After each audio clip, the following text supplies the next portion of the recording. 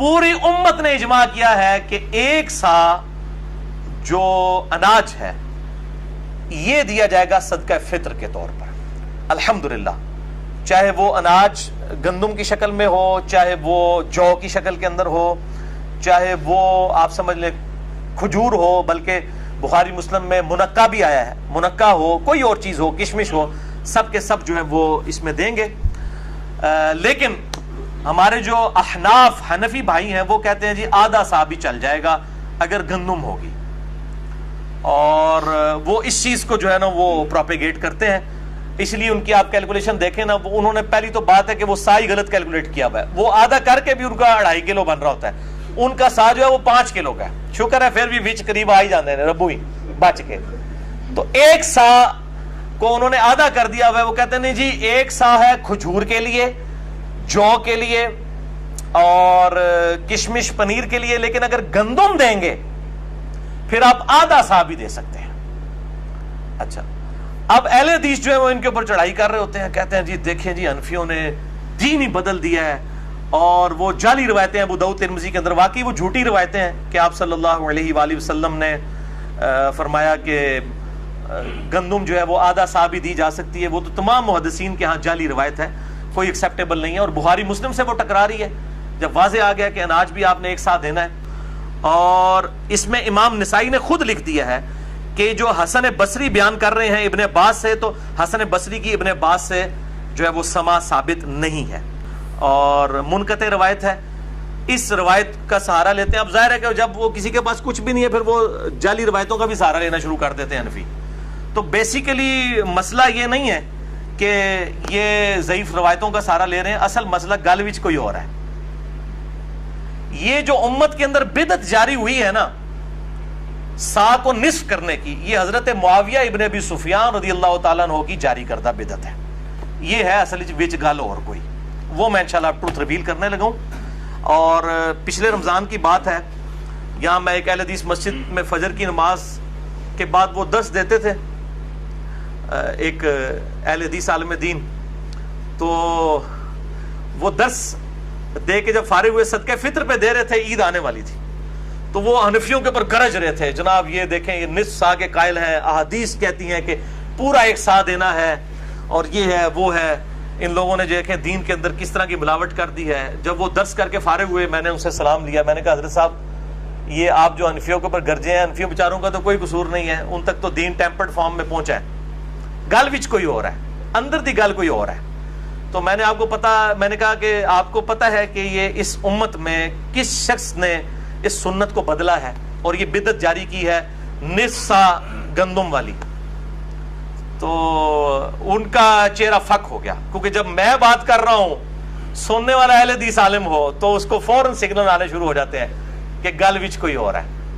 تو وہ کہنے لگے کہ ہاں جی مجھے پتا ہے. میں نے کہا کون ہے بتائیں نا عوام کو، کیوں نہیں بتا رہے؟ آپ نے آدھا درس دیا ہے، کل اس طرح کریں دوبارہ درس دیں اور لوگوں کو بتائیں کہ اس سنت کو کس نے بدلا ہے. وہ جی ہم تو صحابہ کرام کے بارے میں بول نہیں سکتے. میں نے کہا صحابہ کرام نہیں یار، ایک بندہ ہے آپ نے اس کو صحابہ کرام کہہ دیا، ایک کے لیے سنگولر کا صیغہ استعمال کریں. آپ جمع کا صیغہ کیوں استعمال کرتے ہیں؟ یہ زیادہ زیادہ 4 بندے ہیں، حضرت معاویہ ہیں، حضرت مغیرہ ابن شعبہ ہیں، عمر بن عاص ہیں اور بصر بن ابی ارطا. یہ 4 بندے ہی ہیں، اور صحابہ کرام وہ تو ہزاروں میں ہیں. ان 4 کو آپ نے ریپریزنٹیٹو کیسے بنا دیا؟ بنانا ہے تو حق 4 یار کو بنائے، ابو بکر عمر عثمان و علی کو رضی اللہ عنہم اجمعین. تو 4 کو آپ صحابہ کرام کہہ دیتے ہیں کہ جس طرح پتہ نہیں سارے صحابہ کے خلاف کوئی مہم کھڑی ہو جائے گی. بھائی آپ خود اپنے ممبروں سے سناتے ہیں کہ عبداللہ بن عمر نے حج تمتع کے مسئلے میں حضرت عمر کی مخالفت کر دی، جامع ترمذی میں حدیث ہے. اور بخاری اور مسلم میں مولا علی نے حضرت عثمان غنی سے مخالفت کر دی حج تمتع کے مسئلے میں. جب انہوں نے حج تمتع کو ختم کیا تو انہوں نے کہا یہ سنت ہے. حضرت علی ڈٹ گئے، عبداللہ بن عمر بھی ڈٹ گئے اپنے مسئلے پہ. تو جب یہ آپ باتیں بیان کرتے ہیں تو اس وقت اگر حضرت عثمان اور حضرت عمر کی غلطی بیان ہو سکتی ہے اور وہ الحمدللہ امت نے ایکسیپٹ نہیں کی ہے، امت نے ریجیکٹ کر دیا اس کو. آج پوری امت جو ہے وہ حج تمتع کرتی ہے، قیامت تک کے لیے باقی ہے الحمدللہ. اور یہاں پر بھی امت کی جو اہل علم کی اکثریت تھی انہوں نے اس فتوے کو ریجیکٹ کیا. احناف لے کے چلے، وہ بھی اپنی وہ تقلید کی روش کے اندر. لیکن اصل مسئلہ یہ تھا کہ یہ حضرت معاویہ نے یہ بدعت جاری کی تھی کہ انہوں نے ایک سا کو بدل دیا اور آدھا سا کر دیا گندم کے لیے. تو وہ اہل حدیث عالم سے جب میں نے کہا تو یہ صحابہ کرام نہیں ہیں، یہ حضرت معاویہ ہیں. کہنے لگے ہاں جی ہاں لیکن ہم تو خاموش ہیں. میں نے کہا آپ خاموش ہیں تو باقیوں کے بارے میں بھی خاموش ہو جائیں. مجھے بتائیں جو شخص جرم کا بانی ہو اس کے بارے میں آپ خاموش ہوں، اور جو بیچارے اس کو دیکھ کے جرم کر رہے ہوں ان کے اوپر آپ اتنی زبان کھول رہے ہو، تو یہ تو 2 نمبری. ٹھیک ہے، چور کو نہ مارے، چور کی ماں کو مارے، جو ایک محاورہ بھی بولا جاتا ہے. تو اگر آپ یہ سمجھتے ہیں دین کے ساتھ بدنیتی کی ہے احناف نے، تو جس آدمی نے یہ بدعت شروع کی ہے پہلے اس کو لا کے کٹارے میں کھڑا کریں، ورنہ انٹرنیشنل عدالت میں ہمارا یہ مقدمہ آپ لے کے چلے جائیں تو گورے سے فیصلہ کروا لیں. یہاں تو معاملہ کچھ اور ہے. تو یہ آپ وہ ٹروتھ ریویلنگ حدیث بھی سن لیں.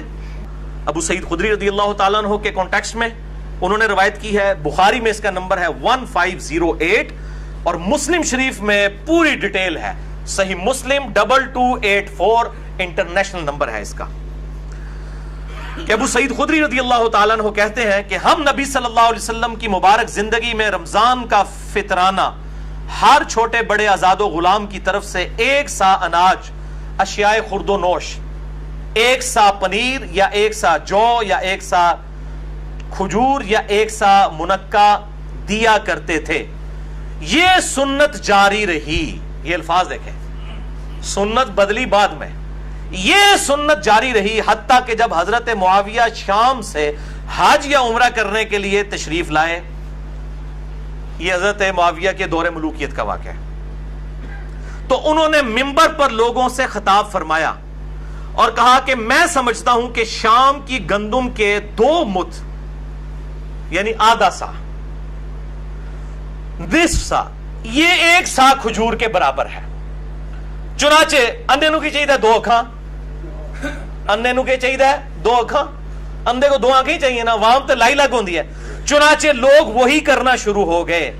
اس پر ابو سعید خدری رضی اللہ تعالیٰ عنہ نے فرمایا کہ میں تو ویسے ہی سنت کے مطابق جو فطرانہ ہے پورا سا ہی نکالا کروں گا جیسا کہ آج تک نکالتا آ رہا ہوں. ابو سعید خدری نے مخالفت کر دی. انہوں نے کہا نہ، یہ سنت میں نہیں بدلنے دوں گا. بار لوگ تلائی لگنے لگ پے، اور حضرت معاویہ نے کہا میں سمجھتا ہوں. یہ ہمیں سناتے ہیں کہ جی صحابی کا بھی اجتہاد سنت کے مقابلے پہ قبول نہیں ہوگا، اور پریکٹیکلی کرتے بھی نہیں. اہل حدیث بھی پریکٹیکلی 1 سا ہی دیتے ہیں، وہ حضرت معاویہ کے اس فتوے کو مانتے نہیں ہیں. لیکن اس فتوے کی وجہ سے جو بگاڑ آیا، اس بگاڑ کا رد کرتے ہوئے حنفیوں کا رد کرتے ہیں، لیکن جس بندے نے یہ کام ڈالا ہے اس بندے کا نام ہی نہیں لیتے. اصل تو مسئلہ وہ ہے جس نے یہ کام ڈالا ہے، تو وہ 2 نمبری کرتے ہیں.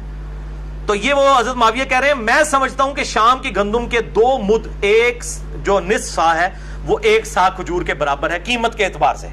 کیونکہ عرب میں کھجور بہت زیادہ تھی، تو انہوں نے کہا کہ وہاں کی اگر آپ لے لیں، سمجھ لیں 1.5 کلو گندم، تو یہاں کی 3 کلو کھجور کے برابر ہو جائے گا.